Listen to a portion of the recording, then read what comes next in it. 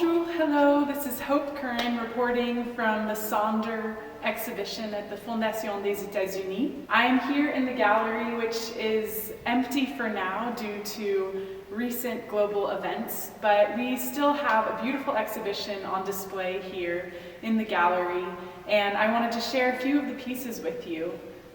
This show, Sonder, is really about the connectivity of humankind, of humanity. Sonder is a word in English coined by a poet, and it's defined kind of as the consciousness that everyone's life is connected.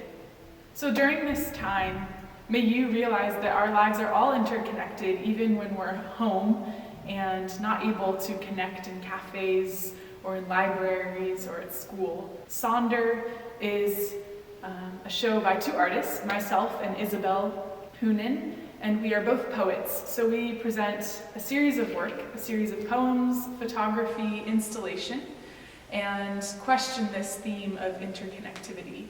This wall is a series of photos that I took over the course of my life in Paris. Most of these photos are film photography, and it was a roll of film that I found in my house as I was moving out. And these photos for me became a vessel of time and a vessel of light. And so there's also a poem, and it talks about bringing together elements to build something far bigger than ourselves. It talks about not having a space, but creating it with others. These poems, these photos are a personal expression of home and belonging as a stranger, as an exil in France. There's a sunflower juxtaposed with the city streets. There's my grandmother's compass from when she was a Girl Scout, tied with my own hair. There's feet crossing in the summer sunlight of Paris. And there's also a collage over here of cookies. It's my favorite thing to make my mother's recipe of chocolate chip cookies and share them with others. And so I've made two collages, one that expresses the American recipe and the other that's the French. It's always hard to find the perfect ingredients. We live in the once upon a time. Sometimes, some days turn into cauchemars, nightmares, with the oblivion of courage. I burn through a pair of boots every year and a half, marketed for being a lifelong warranty. The miles and oceans crossed with these tired and ever-longing feet are counted in eternity's seconds. Pencils and pens, paintbrushes tucked into my hair to secure a bun as I run around the city, training for a marathon with no finish line. This is a personal identity research of self. My name is Hope, and my parents chose this name. And these images are self-portraits painted throughout the semester of the process of becoming, the process of ripping back the layers and painting on new layers. Paris, for many, is a place of freedom, a place of expression, a place of creativity and art. And so for me, this series is really about the gold that we find here, and in my own journey, that gold that I have found. It includes a handmade book and this larger poem painted where I collaborated with the rain of Paris last month, and I stuck the canvas out in the rain and allowed Paris to collaborate with me in this way.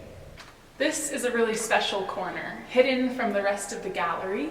There's a collage that Isabelle and I did collectively, and it's called Long Distance. We both are in long distance relationships that include a lot of letter writing, FaceTime phone calls, and expressing feelings from afar. This corner is an intimate space where we have set up a letter writing station where a few visitors dropped off envelopes before the closing of the gallery.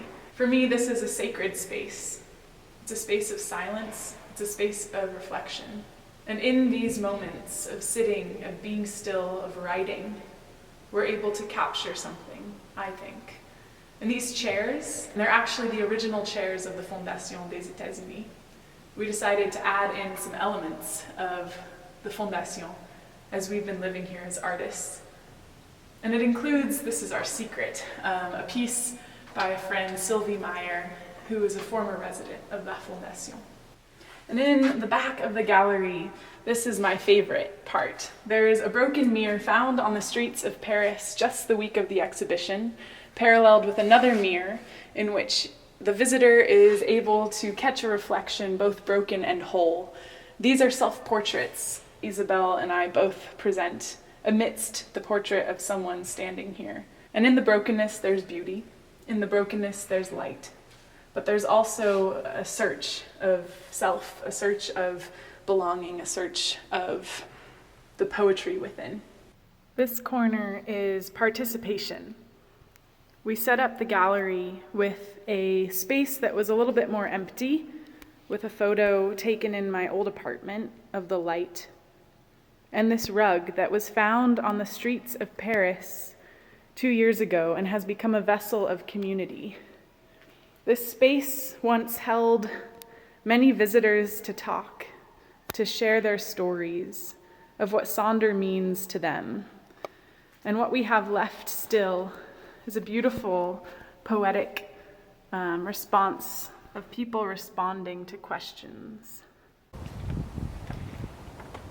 This is a poem spoken amidst lockdown at Cité Universitaire in front of the Fondation des États-Unis.